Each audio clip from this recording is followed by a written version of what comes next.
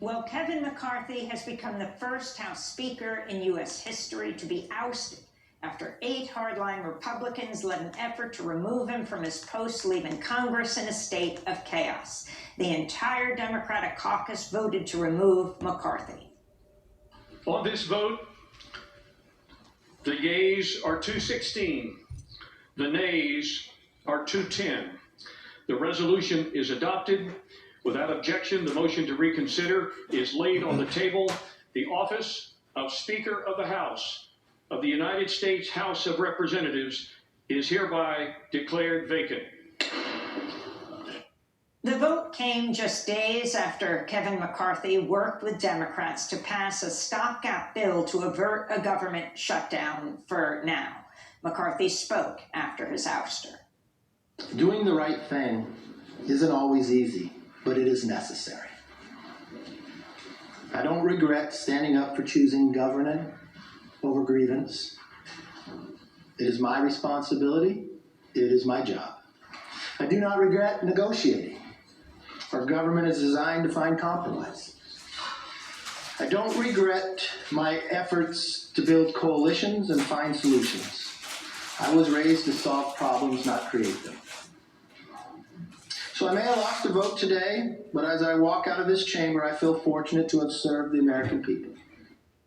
Kevin McCarthy has accused Florida's far-right Congressmember Matt Gaetz, who set the vote in motion, of a personally motivated attack. The House Ethics Committee has been investigating Gaetz for a range of possible crimes, including sex trafficking and misuse of campaign funds. Prior to the vote, Gaetz spoke out against McCarthy's leadership. Mr. Speaker, my friend from Oklahoma says that my colleagues and I who don't support Kevin McCarthy would plunge the House and the country into chaos. Chaos is Speaker McCarthy. Chaos is somebody who we cannot trust with their word. The one thing that the White House, House Democrats, and many of us on the conservative side of the Republican caucus would argue is that the thing we have in common, Kevin McCarthy said something to all of us at one point or another that he didn't really mean and never intended to live up to. The House will now have to vote for a new leader with no clear successor in sight, as Congress has just over 6 weeks to again avoid a shutdown. North Carolina Republican Congressman Patrick McHenry will serve as acting Speaker until a new one is elected. McCarthy says he will not run again. The House will be in recess until next week. We go now to Washington, D.C., where we're joined by California Congressmember Ro Khanna. He joined every other Democrat in the House Tuesday to vote to remove Kevin McCarthy as Speaker. This is historic, Congressmember Ro Khanna, the first time in U.S. history a House Speaker has been removed. Can you talk about the decision of the Democrats to join with the 8 far-right Republicans in removing Kevin McCarthy? Amy, Kevin McCarthy's tragic fall reminds me of the scripture, "Pride cometh before the fall." Kevin McCarthy, few days before the motion, tweets out, "Bring it on." He never outreached to the Democrats. He never tried to stand up to the far-right faction since the day he took office. He could have had a very different speakership. He could have stood up to the far right. He could have not held the country hostage in the debt ceiling negotiations. He could have condemned what happened at January 6th and not walked that back. But instead, he basically kowtowed to this extreme wing on their side. And he only realized the danger of that a few days ago. And even then, he still was attacking Democrats on the Sunday shows. So it's unfortunate. It's an unfortunate situation for the House. But the Democrats really did not have someone who we could co-govern with. And Congressman, there was talk in the past few days of some kind of a possible deal between the Democrats and McCarthy to keep him in office if concessions could have been gotten from him in terms of future governing. Did any of those discussions ever really go anywhere? And was the and were the Democrats completely united in sticking with the vote against him? I have never seen our Democratic caucus more united. Yesterday morning in the caucus meeting, about 50 members spoke. They all spoke in unison about the need to support the motion to vacate.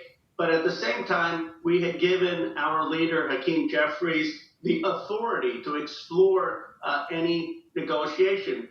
Kevin McCarthy himself is saying that he didn't want to do that. He was not willing to talk about ending the bogus impeachment inquiry. He was not willing to talk about a path so that we don't continually put this government on the threat of shutdown. And so he wasn't ever serious about that possibility. And I'm proud of my colleagues for standing united, both in the vote and in our internal conversations. So what happens now? The Congress is recessed for a week. How long do you figure this will take to be able for the Republicans to arrive at a new leader? And what's the impact going to be on any legislation coming out of Congress? Well, Congress is at a halt, at a standstill. The irony is for Representative Gates saying that we don't work enough and we aren't coming in enough. Now they have basically adjourned Congress until next week, and we have important bills to take up in the next 45 days so that we don't have a situation of a shutdown right before Thanksgiving. My sense is that the Republicans are still trying to figure out their leadership issue, and I do think they'll probably coalesce around someone early next week. But the question is not so much who it is, whether it is Representative Scalise or whether it is Comer or whether it is Jordan. The issue is, are they going to be able to govern? Will the Republicans allow them to pass another continuing resolution before Thanksgiving if we can't get a total budget deal? Or are we going to be in the same situation where a speaker is threatened to have them removed unless they shut down government? And that's really, it's a structural problem for that caucus. In a press conference on Tuesday evening, the ousted House Speaker Kevin McCarthy blamed the Democrats for his removal. I think today was a political decision by the Democrats. And I think the things they have done in the past hurt the institution. They just started removing people from committee. They just started doing the other things. And my fear is the institution fell today. Because you can't do the job. If 8 people, you have 94% or 96% of your entire conference, but 8 people can partner with the whole other side. How do you govern?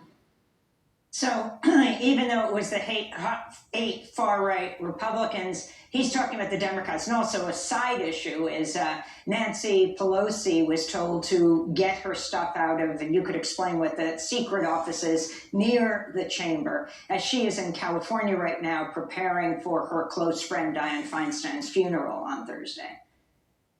The pettiness of what they're doing with Speaker Pelosi should offend every American. It is customary for the former Speaker of the House to have an office in the Capitol. Kevin McCarthy would be entitled to have an office in the Capitol. And the fact that the first act of the Speaker pro tem is to kick Speaker Pelosi out of the Capitol is not just vindictive, but it also shows that they aren't focused on average Americans' priorities. I mean, what most Americans are worried about is that the gas bill is too much, the groceries cost too much, the rent costs too much, their income isn't keeping up, they can't afford to buy a house, interest rates are high, and there is no effort to actually address the economic issues, the kitchen table issues that affect the American public.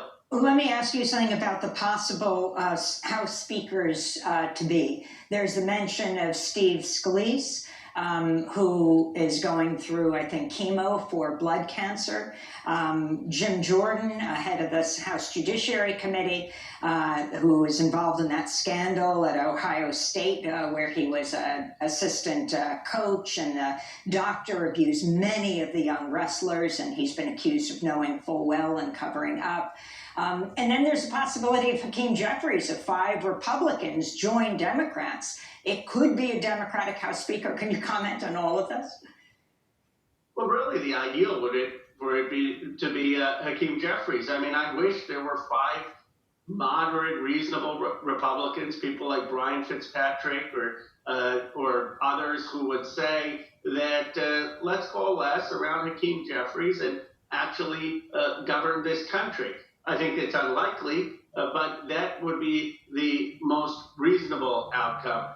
If Scalise gets it, I mean, on a personal level, I know him. I felt horrible during the Capitol shooting for what happened to him. I, of course, have deep sympathy and wish him well on the personal health challenges. My question for him would be, have you gotten a commitment from the 8 people who just brought down Kevin McCarthy that they aren't going to try to bring you down if you're willing to govern? Or have you gotten a commitment that you don't have to shut the government down or have the country go into default? Otherwise, I don't care who they pick. It's an insolvable issue if these few far right-wing Congress people basically don't want to fund the government or want to cut the government spending so drastically for people who need Social Security, Medicare, nutritional assistance. And that's really the challenge, Amy.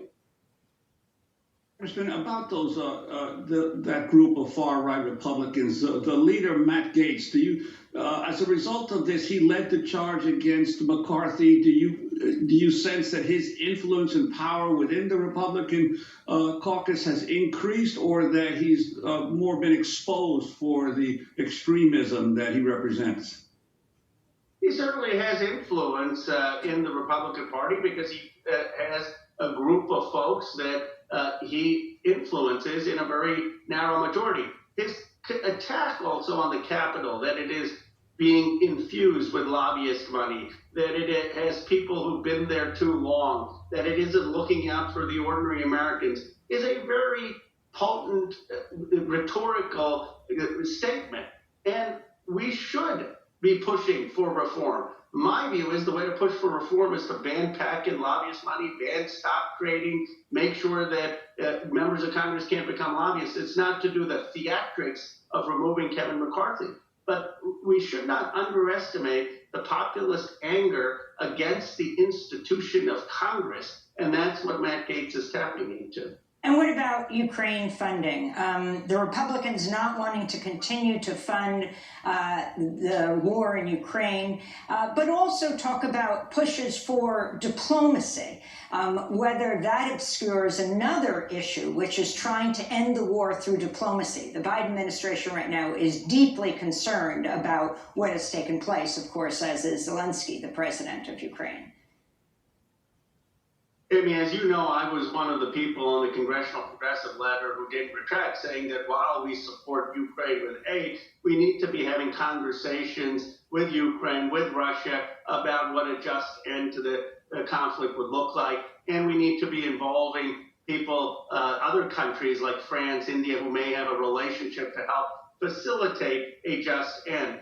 But I have spoken even to peace activists, and they don't believe that cutting off the aid at this point would do anything but allow Putin to march into Kiev. It would be disastrous. We need to provide the aid to make sure that Ukraine can defend its sovereignty, that we aren't handing Ukraine over to Russia, that we're incentivizing Russia to come to the negotiating table, and at the same time, through another track, pursue a just diplomatic outcome. The removal of aid, regardless of where you stand on how much to push for diplomacy, would just be a colossal foreign policy blunder and basically be telling Putin, take Ukraine and make the last year and a half an effort in vain.